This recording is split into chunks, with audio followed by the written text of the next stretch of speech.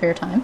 Thank you. We have talked a lot, actually, about the difficulty that farmers, dairy farmers, produce farmers, etc., have faced since the floods.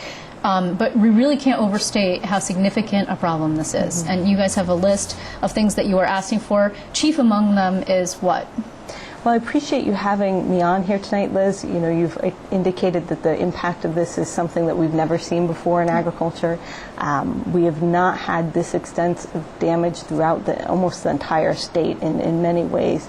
The chief thing that we're looking for is to make sure that the partisan wrangling that's going on in Congress doesn't impede the ability of real people, our farmers, real communities, to be able to get the assistance that they need badly in order to rebuild and revitalize these local communities. So we're seeing a possible, not to frighten anybody, but the possible sort of redux of the debt ceiling debate and a potential murmurs, if you will, of a shutdown while the two sides in D.C. fight over funding for FEMA. Mm-hmm. How much of this agriculture funding is wrapped up in that? Is it everything? Not everything. We almost have a separate track going on. We have one comprehensive package introduced by Schumer and Gillibrand, who are leading the way in the Senate.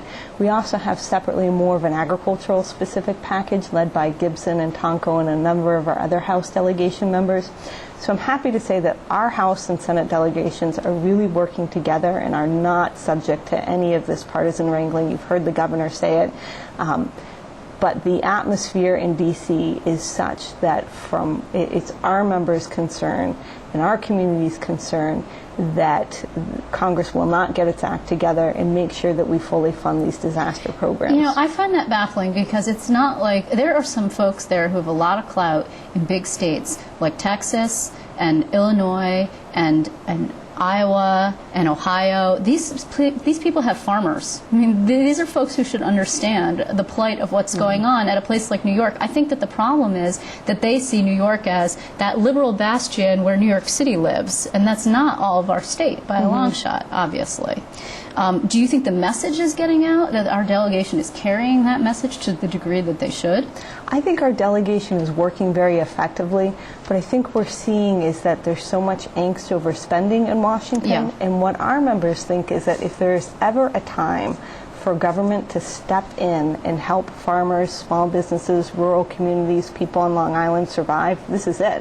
When we're talking about some basic needs, you know, operating loans, low interest loans to help people rebuild a barn, you know, purchase seed for next year, you know, real needs as well as infrastructure needs. A lot of environmental conservation work needs to be done on our farms and in local communities as well. So if we take a step back and think about how we want our government to act as a nation, this is clearly a role for government. And I think we're very concerned that we're just going to lose sight. The farther you go away from a disaster, the more it fades from people's minds. So we really think the time to act is now. There's also some things that you want the federal government to do that the state already has in terms of waiving deadlines or at least postponing deadlines for tax filings that you would like the federal government to do, what the state government has already done, and say, okay, you don't have to file your taxes this time, maybe you can push it off to 2012. That's another area that would help people. That's the IRS, obviously. Postponing of deadlines, state deadlines already done. What else in here, aside from what people can do personally before we get to that, you want the USDA to act as well? Yeah, we really need to make sure that USDA's disaster programs are fully funded.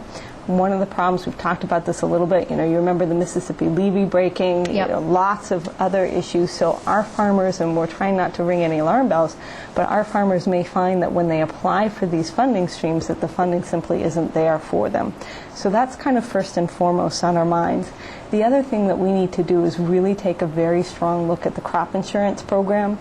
Similar to a homeowners issue, we're finding that the crop insurance that our farmers may or may not have purchased really is not adequate to cover and even begin to cover the scope of this loss.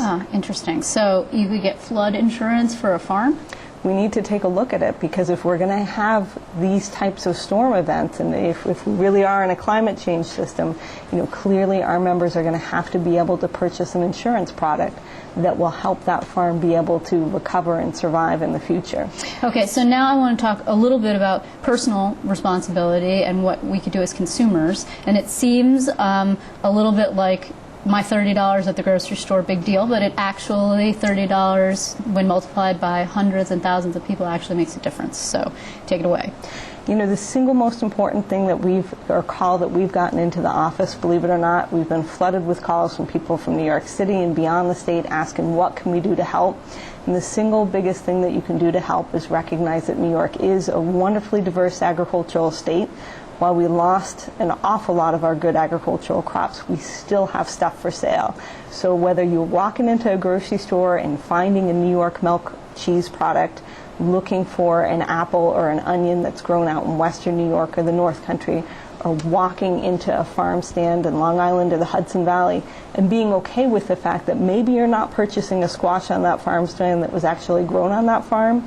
If you purchase something that was grown in western New York on your local farm stand, that in and of itself will help our farmer members survive. And some of the produce might not look as pretty as you would like it to, but it is still plenty good and edible. I know that the apple folks were in and stressing that they've got a great crop this year. There is produce for sale. I know there's a shortage of pumpkins, but there are some out there. I've seen them, and they're available, so we should make an effort. Yeah, absolutely. And thank you for helping us spread that message. We are doing our best, and every day, actually. So just this morning, purchased some apples, so there you go. I'm doing my part, too. So should you. All right, so I want to thank you very much, Julie, for coming in. Thank you. It's great to see you, as always.